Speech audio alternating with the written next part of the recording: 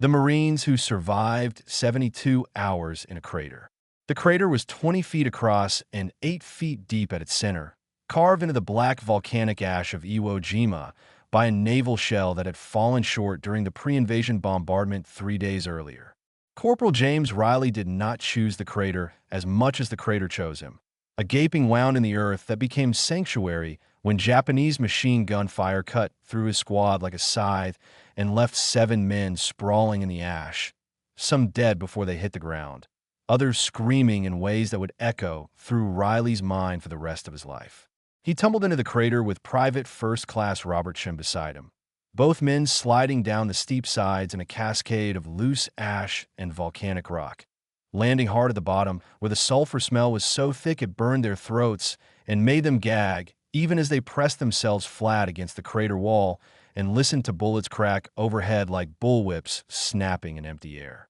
Within minutes, 3 more Marines joined them in the crater, sliding and falling and crawling through fire that seemed to come from every direction at once. And suddenly Riley was responsible for 5 men in a hole in the ground on an island that looked like the surface of hell itself. And the date was February 22nd, 1945, and they would not leave that crater for 72 hours. The island stretched around them in all directions, 8 square miles of volcanic rock, and ash that rose toward Mount Suribachi in the south and rolled in terraced slopes toward the airfields in the north. Terrain so hostile that even walking across it left men exhausted, their boots sinking into ash that had the consistency of loose sand mixed with gravel. Every step an effort that drained strength and water and hope in equal measure. The Japanese had turned the island into a fortress, honeycombing the rock with tunnels and pillboxes and artillery positions that were invisible until they opened fire. And they had waited for the Marines to come ashore in their thousands before unleashing a barrage that turned the beaches into a slaughterhouse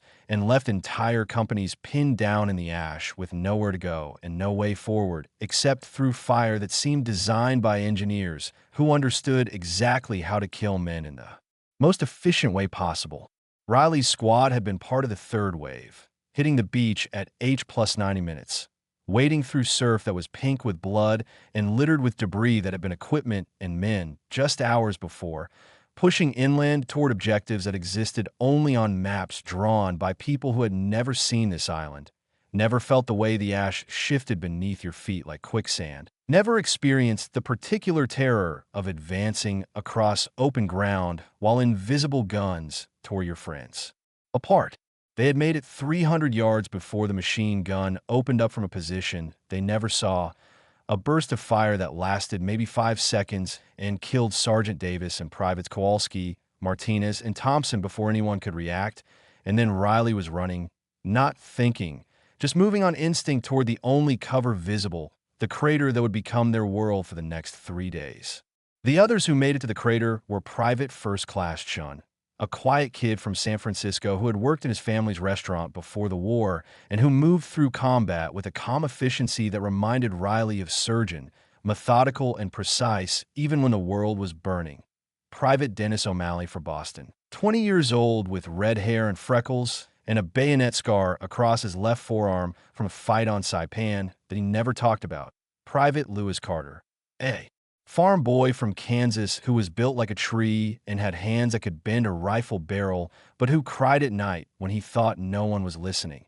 And Private First Class Henry Nakamura, a Japanese-American from the 442nd who had been attached to their unit as a translator and who carried the weight of fighting men who looked like his grandparents with a stoicism that bordered on fatalism. 5 men in a crater. 3 M1 Garens, 2 carbines, 11 grenades between them, approximately 400 rounds of ammunition, 3 canteens of water, and no radio because the radio man had been cut in half by machine gun fire before he could make it 10 yards from where the ambush began. Riley took stock of their situation in the first 30 seconds, his mind working through the training that had been beaten into him at Camp Pendleton, the endless drills about fire and movement and tactical assessment, and he came to the conclusion that they were in serious trouble. The kind of trouble that got men killed or listed as missing in action, their bodies never recovered from the volcanic ash that would cover them like a shroud. The crater offered protection from direct fire, but made them sitting targets for mortars and artillery. and the Japanese were very good with mortars, dropping them with precision that suggested forward observers who could see exactly where the Marines were dug in. The crater's rim was the only way in or out, and exposing yourself above that rim for more than a second meant drawing fire from multiple positions, interlocking fields of fire that the Japanese had established with the patience of men who had months to prepare their defenses while the Americans were still loading ships in Hawaii. Riley made the decision that they would stay in the crater until nightfall, then try to work their way back to friendly lines under cover of darkness, a plan that seemed reasonable for about 10 minutes until the first mortar round started falling. The sound of incoming mortars was something Riley had learned to recognize on Bougainville, a distinctive whistle that started high and dropped in pitch as the shell descended, giving you maybe 2 seconds to decide whether to stay where you were or try to move. And the terrible mathematics of that decision, because sometimes moving got you killed, and sometimes staying still got you killed, and there was no way to know which was right until the shell exploded and you were either alive or you were not. The first round landed 15 yards from the crater, sending up a geyser of black ash and rock fragments that rained down on them like hail, and Shin said something in Chinese that Riley did not understand, but that clearly translated to sentiments about their current situation being less than ideal. The second round landed closer, close enough that the concussion wave hit them like a fist and left Riley's ears ringing, a high-pitched whine that would not go away for hours, and O'Malley was shouting something that Riley could not hear over the ringing in his ears. The third round landed on the far side of the crater, collapsing part of the rim and sending Carter sprawling as ash and rock cascaded down on top of him, burying him up to his waist until Chun and Nakamura pulled him free, all three of them coughing from the sulfur dust that filled the air like yellow fog. The barrage lasted 20 minutes, rounds falling in a pattern that walked back and forth across their position, sometimes far enough away that they could breathe, sometimes close enough that they pressed themselves into the crater wall and prayed to gods they were not sure they believed in anymore. When it stopped, the silence was almost worse than the noise, a ringing emptiness that made Riley's skin crawl, because silence meant the Japanese were doing something, planning something, and he had learned that the enemy was most dangerous when you could not hear them. O'Malley was bleeding from a dozen small cuts across his face and arms, rock fragments from the near misses, and Carter was shaking so badly that he could not hold his rifle steady. But they were alive, and that was something. Riley organized them by instinct, assigning fields of fire, checking ammunition, trying to impose order on chaos because order was what kept men alive when everything else had gone to hell. Chun took the north side of the crater, watching the approaches from the airfield where Japanese troops were dug in among the wrecked hangars and shattered concrete. O'Malley covered the west, where the ground rose in a series of terraces toward the inland positions. Carter and Nakamura split the south and east, and Riley moved between them, checking sight lines, looking for threats, trying to see the battlefield the way the Japanese saw it, trying to think like the enemy commander who was undoubtedly planning how to eliminate this pocket of Marines who had somehow survived the initial ambush. The sun was directly overhead, beating down with an intensity that made the ash shimmer and dance, heat rising in waves that distorted the landscape and made it hard to judge distances. Riley's canteen was already half empty, and he knew that water was going to be their biggest problem, more than ammunition, more than the Japanese, because a man could fight without bullets, but he could not fight without water, not on this island where the heat sucked moisture from your body faster than you could replace it. The first Japanese attack came at dusk, a probing assault by maybe 6 soldiers who moved through the ash like ghosts, low and fast, using every fold in the terrain for cover. Chun spotted them first, his hand going up in the signal for enemy contact, and Riley felt his heart rate spike, adrenaline flooding his system, sharpening his vision, slowing time in that strange way that combat does, making seconds feel like hours. The Japanese came within 30 yards before Chun opened fire, his M1 cracking in a steady rhythm, 8 rounds, the clip ejecting with a distinctive ping that every Marine knew meant reload, and Chun was already slamming a fresh clip home, while O'Malley and Nakamura added their fire, and the Japanese soldiers went to ground or went down, hard to tell which in the failing light and the drifting ash. One of them threw a grenade that fell short and exploded harmlessly against the crater's outer slope. And then they were withdrawing, fading back into the shadows. And Riley knew this had been a probe, testing their strength, finding out how many guns they had and whether they had crew-served weapons or just rifles. The Japanese would be back with a better plan and more men. And when they came again, it would be harder to stop them. Night fell like a curtain, sudden and complete, the kind of tropical darkness that seemed to have weight and texture, pressing down on the men in the crater until they felt like they were drowning in it. Nakamura whispered that the Japanese preferred to attack at night, that their training emphasized night operations, and Riley distributed the last of their grenades and told everyone to stay alert, to listen for sounds of movement, to trust their ears more than their eyes, because eyes could deceive you in darkness, but sound were honest. They took turns on watch, 2 men up while 3 tried to sleep. Though sleep was a generous term for what they managed, a kind of shallow doze interrupted by every sound, every shift in the wind, every distant explosion that rolled across the island like thunder. Riley's watch was from midnight to 2 in the morning, and he spent it staring into darkness so complete that he could not see his hand in front of his face, listening to the sounds of the island, the distant crack of rifle fire,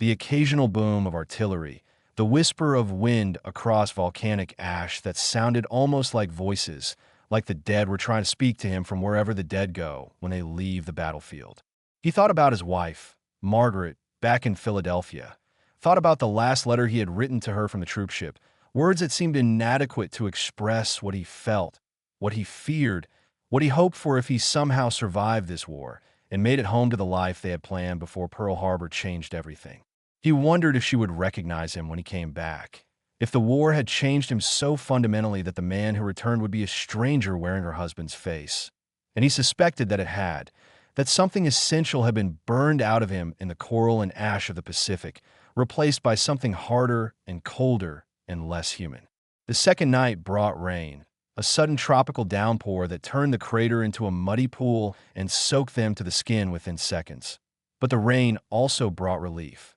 a chance to refill canteens and wash the sulfur dust from their faces, and they tilted their heads back and opened their mouths and let the water pour in like it was the finest thing they had ever tasted. Carter started laughing, a sound that bordered on hysteria, and Chun told him to shut up, told him that noise would draw attention, but Riley understood the laughter, understood that sometimes the only response to the absurdity of war was to laugh or go mad, and maybe laughing was a form of madness anyway, a release valve for pressure that had no other outlet. The rain stopped as suddenly as it started, leaving them shivering and wet but alive, still alive, counting hours and ammunition and trying not to think about how small their world had become, reduced to a 20-foot circle of ash and rock and the 4 other men who shared it with him. O'Malley talked about Boston in a whisper, about the bar his father owned in Southie, about the smell of beer and cigarette smoke and the sound of Irish songs sung by drunk men at closing time. And Riley let him talk because talking helped, because silence was worse, because the human voice was proof that they were still men and not just targets waiting for the next artillery barrage. The second day brought heat that was brutal even by Pacific standards, the sun turning the crater into an oven, and they rationed water with a discipline that came from knowing that the alternative was death, 1 mouthful every 2 hours, just enough to keep their tongues from swelling, just enough to stay conscious and capable of fighting. Carter started showing signs of heat exhaustion around noon, his face flushed and his movement sluggish, and Shin forced him to drink extra water even though it meant less for everyone else, because losing a man to heat stroke was unacceptable when they had already lost so much. Japanese snipers found their positions sometime in the early afternoon, shots cracking past whenever anyone moved above the crater's rim. Precise fire that suggested the sniper was maybe 200 yards away with a good scope and the patience to wait for targets.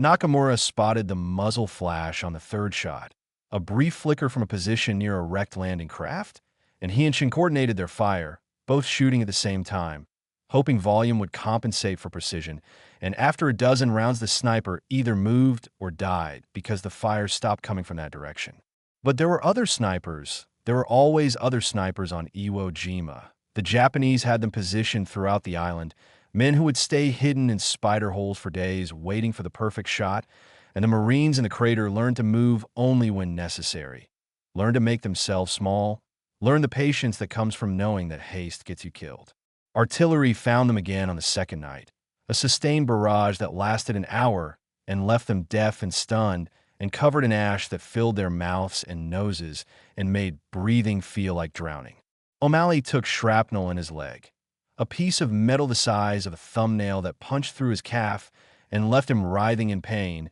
until Chin pulled it out with his K-bar and wrapped the wound with a bandage from O'Malley's first aid kit, working by feel in the darkness while O'Malley bit down on a stick to keep from screaming. The wound was not life-threatening, but it was another problem, another complication in a situation that was already impossible, and Riley felt the weight of command settling on his shoulders like a physical burden, the knowledge that every decision he made could mean the difference between these men living or dying, and that weight was heavier than any pack he had ever carried, heavier than fear, heavier than exhaustion, heavier than anything except the memory of the men who had already died. Under his watch, he checked on each of them through the night,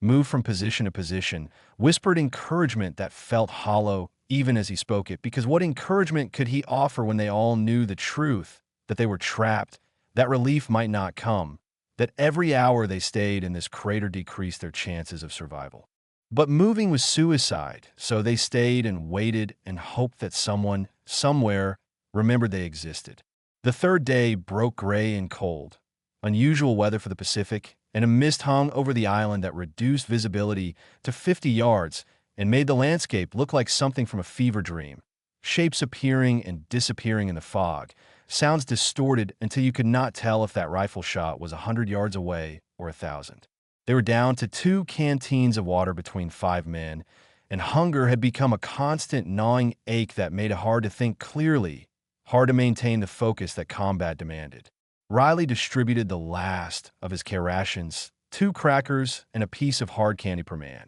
Rations meant to last a day, stretched across 3 because there was nothing else, and they chewed slowly, making it last, tried to extract every possible calorie from food that tasted like cardboard and chemicals. Chun said that his grandmother used to make dumplings, steamed pork and cabbage wrapped in dough, so thin you could see through it, and he described them in detail that made Riley's mouth water despite the fact that he had never tasted Chinese food in his life. And they all listened because food was something to think about that was not death, was not the Japanese soldiers massing somewhere in the fog, was not the very real possibility that they would die in this crater and be listed as killed. In action, their bodies never recovered, their families receiving telegrams that began with deep regret and ended with nothing that mattered. The attack came out of the fog at dawn, a coordinated assault by at least 20 Japanese soldiers who appeared like demons from the mist, screaming, charging the crater from 3 sides simultaneously,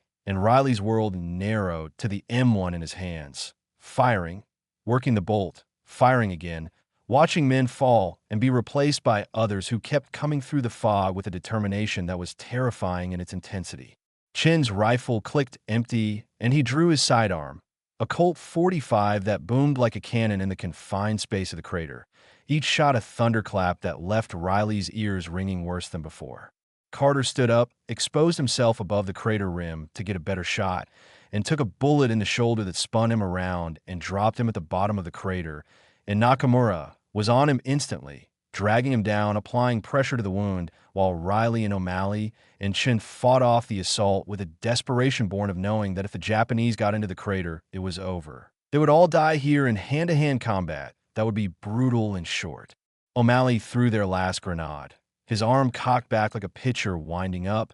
and the explosion caught 3 Japanese soldiers who had made it within 10 yards of the crater, scattering them, buying precious seconds that Riley used to reload, to find new targets, to keep firing until his rifle was so hot that the handguard burned his palm even through his glove. The Japanese pulled back, disappeared into the fog as suddenly as they had appeared, leaving their dead scattered around the crater, and Riley counted 7 bodies that he could see, maybe more hidden in the ash, and he felt nothing, no triumph, no relief, just a hollow exhaustion that made his limbs feel like lead. Carter was bad. The bullet had gone clean through his shoulder, but it had hit something important, blood pumping out in spurts that suggested arterial damage. and Nakamura worked on him with hands that were steady despite the circumstances, packing the wound, applying a tourniquet, doing everything that their combat lifesaver training had taught them. But they all knew that Carter needed a real doctor, needed surgery, needed things that did not exist in a crater on Iwo Jima.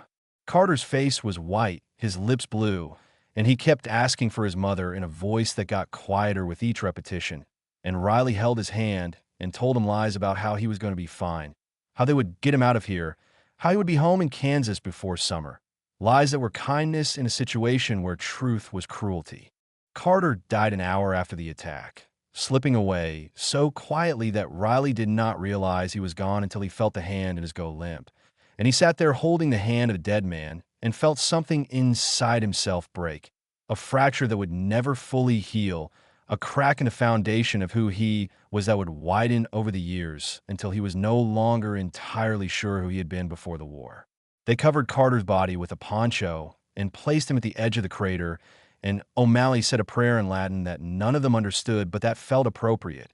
Ancient words for an ancient ritual, the sending off of the dead. And then they returned to their positions because grief was a luxury they could not afford. Not yet. Not while they were still fighting. The third night was the worst. They were down to 4 men, 2 wounded, ammunition running low, no water left except what they could lick from the sides of the crater, where condensation formed in the cool night air, and the Japanese knew where they were, knew how few they were, and would come again soon with enough force to finish the job. Riley found himself thinking about surrender, about standing up with his hands raised and hoping that the Japanese would take prisoners, but he had heard the stories from Guadalcanal and Saipan, had heard what happened to Marines who surrendered, and he knew that death in the crater was preferable to what would come after surrender. O'Malley's leg wound had become infected, the flesh around it red and swollen, and he was running a fever that made him shake uncontrollably, his teeth chattering so hard that Riley worried he would bite through his tongue. Chun remained calm, almost serene, his movements economical and precise, and Riley wondered what thoughts went through his mind, what it was like to fight for a country that had put his parents in an internment camp, whether Chun felt conflicted or whether the war had burned all such complexity out of him and left only the simple binary of survival. Nakamura sat with his back against the crater wall and sang something softly in Japanese, a song that sounded like a lullaby, and the irony was not lost on any of them. This American soldier of Japanese descent singing in the language of the enemy while they waited in a hole in the ground for the next attack. Relief came at dawn on the 4th day. Not as a grand rescue, but as a grinding advance by the 3rd Battalion who had finally pushed through the Japanese positions that had held them up for 3 days. Close air support and flamethrowers and naval gunfire clearing the way foot by bloody foot until they reached the sector where Riley's squad had disappeared. The first Marine who looked down into the crater was a sergeant from New Jersey who took one look at the 4 men and the bodies and the blood-soaked ash and said, "Jesus Christ," in a voice that suggested he had seen hell and was looking at it again. They pulled Riley and the others out of the crater, handed them canteens and K-rations and cigarettes. And a corpsman worked on O'Malley's leg while another looked at the minor wounds that all of them had accumulated, cuts and bruises and burns that seemed insignificant compared to what they had survived, but that would scar nonetheless. A lieutenant asked Riley for a report for casualty figures and enemy strength assessments, questions that assumed Riley's mind still worked in the organized, linear way that military reports required, and Riley tried to answer, but found that words came slowly, that his thoughts were fragments, that the crater had taken something from him that he would spend years trying to find again. They carried Carter's body out of the crater on a stretcher, covered him with an American flag that someone had produced from somewhere, and Riley watched them carry him away and felt the weight of it, the terrible weight of being alive when better men had died, of having to go home and face Carter's mother and tell her that her son had asked for her at the end, that he had died in a crater on an island that would mean nothing to her, that his death had been part of a larger victory that would be measured in airfields secured and casualty ratios and strategic objectives achieved, but that would never, could never, explain why her boy was gone. The battalion moved forward toward the next objective, the next ridgeline, the next cluster of Japanese fortifications that would have to be cleared with grenades and flamethrowers and blood, and Riley and the others were sent to the rear for rest and medical evaluation, walking past columns of fresh Marines moving up to the front. Kids with clean uniforms and full canteens who looked at the men from the crater with expressions that were part awe and part horror, seeing their own future. Written in blood and ash and 1,000-yard stares of men who had seen too much. The aid station was chaos, dozens of wounded men lying on stretchers in the ash, corpsmen moving between them with the organized urgency of triage, deciding who could be saved and who could not. And Riley sat on an ammunition crate and smoked a cigarette that tasted like sulfur and ash and watched the flow of casualties and understood that this was what war really was. Not the glory and heroism of newsreels and recruiting posters, but this endless stream of broken bodies and broken minds. This industrial processing of human suffering that would continue until one side or the other could no longer sustain it. A chaplain came by, asked if he wanted to talk, and Riley said no, because what could he say that would make sense to someone who had not been in that crater, who had not watched Carter die, who had not spent 3 days expecting every moment to be his last? Chun sat beside him, silent, and after a long time Chun said that his family restaurant had burned down during the riots after Pearl Harbor, that everything his parents had built was gone, and Riley understood that Chun was offering him something, a piece of himself, an acknowledgement that they had shared something that would bind them together for the rest of their lives, whether they wanted it or not. They kept Riley and the others in the rear for 2 days, evaluated their physical and mental condition, fed them hot food, and gave them clean uniforms, and then sent them back to their unit because the island was still not secured, the fighting was still going on, and the Marine Corps needed every rifle it could get. Riley returned to a company that had lost 40% of its strength in the 5 days since they landed, filled now with replacements who looked impossibly young, and he was given a new squad to lead, new men who did not know him, who had not been in the crater, who would have to learn for themselves what war demanded of them. He led them forward across the ash, toward Mount Suribachi, which had finally been taken, the flag raising captured in a photograph that would become iconic. But Riley felt nothing when he saw the flag because he knew that the flag meant the fighting was far from over, that the island still had to be secured inch by inch,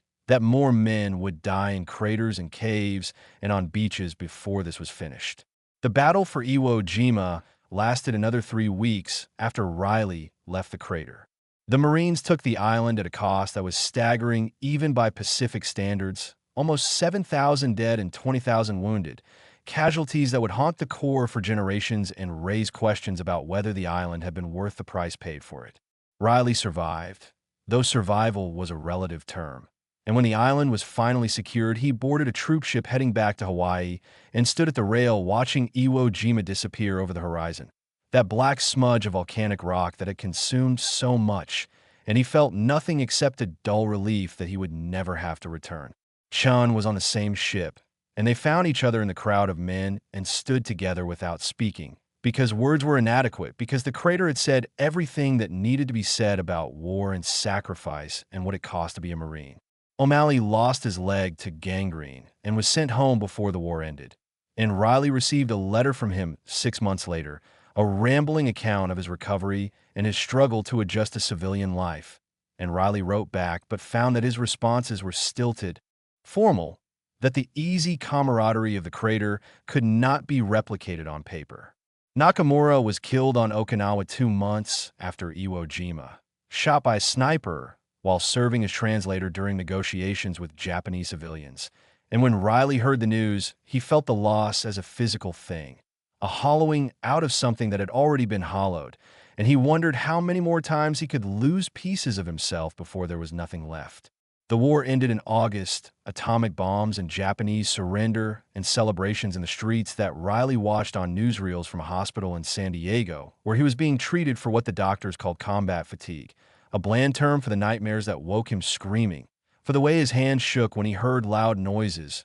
for the crater that existed now not in the ash of Iwo Jima, but in his mind, a place he visited every night whether he wanted to or not. Margaret came to see him, his wife who he barely recognized after 2 years apart, and she held his hand and cried and told him she was glad he was alive. And Riley held her and felt like he was holding a stranger, Like the man she had married had died in that crater, and the thing that came back was something else, something that wore his face, but was not him. He went home to Philadelphia, got his old job back at the shipyard, tried to build a life that resembled the one he had left behind, but the crater followed him, appeared in the faces of strangers on the street, in the sound of thunder that made him drop to the ground and reach for a rifle that was not there. In the dreams that took him back to Iwo Jima, where Carter was always dying and the Japanese were always attacking, and he was always trapped in a hole in the ground with no way out. He did not talk about the war, could not talk about it, because how do you explain what it was like to people who had not been there, who could not understand that war was not adventure or glory, but simply survival, one moment after another, trying to stay alive while everything around you tried to kill you? Margaret tried to understand, was patient with his silences and his nightmares, bore him 2 children who grew up with a father who was physically present but emotionally distant, who loved them in the abstract but could not seem to connect in the way that fathers should. And Riley knew he was failing them, but did not know how to fix it, how to bridge the gap between who he had been and who he had become. Years passed, decades, and the crater remained. Riley worked and raised his children and grew old. And sometimes he would read about Iwo Jima in history books, see the famous photograph of the flag raising on Suribachi, read accounts of the battle written by historians who had access to all the facts but none of the truth, and he would close the book and sit in silence and remember what it was really like, the sulfur smell and the heat and the fear in Carter's hand going limp in his. And he would understand that the real story of the war could never be written because it existed only in the minds of the men who fought it, locked away in memories that could not be adequately expressed in language. Chen wrote to him once a year, brief letters that arrived at Christmas, updates on his life and his family. And Riley wrote back, equally brief, and they maintained this correspondence for 40 years without ever discussing the crater, without ever acknowledging what they had shared except in the fact that they continued to write, continued to remember that the other existed, continued to bear witness to each other's survival. Riley died in 1987, an old man in a hospital bed, surrounded by his children and grandchildren who held his hands and told him they loved him. And his last thoughts were not of them, but of the crater, of Chun and O'Malley and Nakamura and Carter. Especially Carter, always Carter, whose face had remained 20 years old while Riley had aged and whose death had been the price of Riley's survival. A debt that could never be repaid, a weight that could never be set down. The obituary in the Philadelphia Inquirer mentioned his service in the Pacific, mentioned that he had been awarded the Bronze Star for actions on Iwo Jima, but did not mention the crater, did not mention the 72 hours that had defined everything that came after, did not mention that he had carried that crater inside him every day of his life, a wound that never healed, a weight that never lightened, a reminder that survival was not the same as living and that some things, once experienced, could never be forgotten or forgiven or made right. The crater remains, still there in the volcanic ash of Iwo Jima, one of thousands scattered across an island that has been returned to Japan, where it sits empty and forgotten, visited by tourists who take photographs and read plaques, and try to imagine what it was like. But imagination is not memory, and memory is not truth. And the truth of what happened in that crater died with the men who were there, taking with it something essential about what war really is, what it really costs, what it really demands of the men who fight it, and what they carry with them afterward, for the rest of their lives, into whatever peace they can find.